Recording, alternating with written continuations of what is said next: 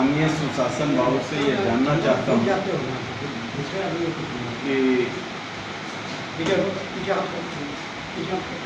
कि यह सृजन घोटाला में जब चार्जशीट आपके सबसे प्रिय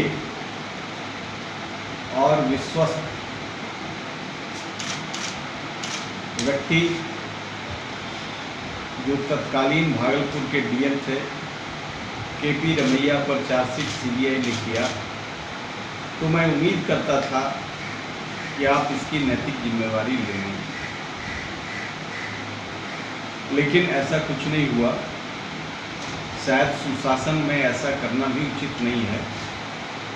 सुशासन अपने तरीके से आपने गढ़ा है सबको।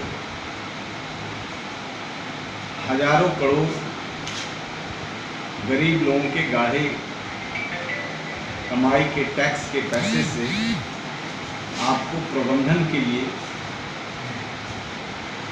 राज्य की तरक्की के लिए, विकास के लिए जो पैसा दिया गया वह आपके कुप्रबंधन का भेंट चढ़ गया।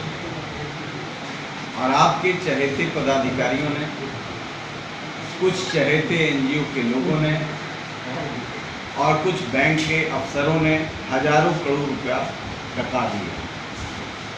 पहले इस पर आपने एसआईटी का गठन किया। इकोनॉमिक ऑफेंस में 11 केस रजिस्टर्ड हुए, 18 लोगों पर कार्रवाई हुई। लेकिन आश्चर्य ये है कि वर्षों वर्षों तक यह घोटाला चलता रहा। मार्च को ट्रेजरी के पैसे का हिसाब होता है। एक साधारण व्यक्ति भी जानता है कि 31 मार्च को क्लोजिंग डे है, उस समय पैसा सब कुछ स्पष्ट हो जाएगा। लेकिन वर्षों वर्षों तक यह घोटाला चला और न आपके फाइनेंस मिनिस्टर को और न आप पता चला। हमको ऐसा लगता है कि आपकी जानकारी में ये घोटाला हुआ है, और जानकारी में ये घोटाला नहीं होता तो इसके जो उन दिनों के शीर्ष केपी रमैया, जिनको सीबीआई ने चार्जशीट किया और आपको बचाया, यदि किसी चार्जशीटेड व्यक्ति से उस अभियुक्त का रिश्ता हो तो उससे पूछताछ होती है। आपसे पूछताछ भी नहीं हुआ और इस तरह की अराजक स्थिति और मनोबल लुटेरों का बढ़ाने का काम आपने किया। आपने केपी रमैया साहब को, जिनके निर्देशन में यह इतना बड़ा घोटाला हुआ, तो उनको बचाने के लिए आपने समय पर वीआरएस दिलाया। वीआरएस दिला करके जेडीयू का कैंडिडेट सासाराम लोकसभा से बनाया। चुनाव हारने के बाद सरकारी पद पर पदस्थापित पुनः किया।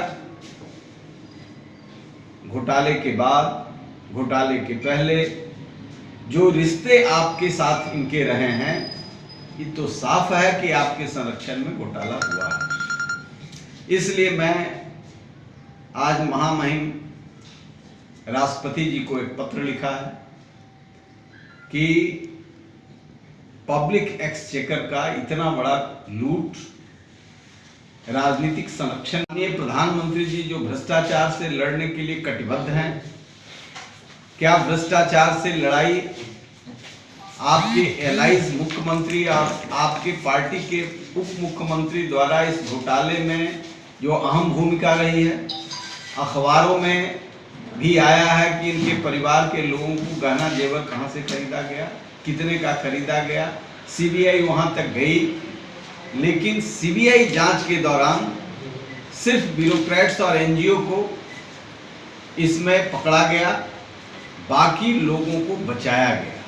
बाकी जो मुख्यमंत्री और उप मुख्यमंत्री जो सीधे तौर पर जिम्मेवार हैं इस घोटाला के लिए, उनको सीधे तौर पर बचाया गया। तो मैं समझता हूं कि माननीय प्रधानमंत्री जी, आपको जनता को विश्वास दिलाने के लिए इस भ्रष्टाचार में सरकार के मुखिया और वित्त मंत्री दोनों का सीधा सीधा हाथ है। और यह लिंकेज इसलिए भी आपसे गुजारिश करने के लिए बाध्य करता है कि जिस केपी रमैया को चार्जशीट किया गया है सीबीआई द्वारा, उनसे सीधा सीधा व्यक्तिगत और अंतरंग रिश्ते मुख्यमंत्री और जी का रहा है। वह जेडीयू के 14 लोकसभा के 1914 में लोकसभा में सासाराम से उम्मीदवार रहे हैं। वहाँ से चुनाव हारने के बाद लैंड ट्रिब्यूनल के वो मेंबर रहे हैं, बनाए गए। या तो इस जांच को प्रभावित करने के लिए कि उनका इतना रफ्तदारों से संबंध है, कोई कार्रवाई नहीं हो, लेकिन साक्ष्य इतने प्रमाणित थे कि सीबीआई इनको नहीं बचा सका। लेकिन उस आगे की कार्रवाई कि यह धन कहां कहां से गया, किनके संरक्षण से हुआ,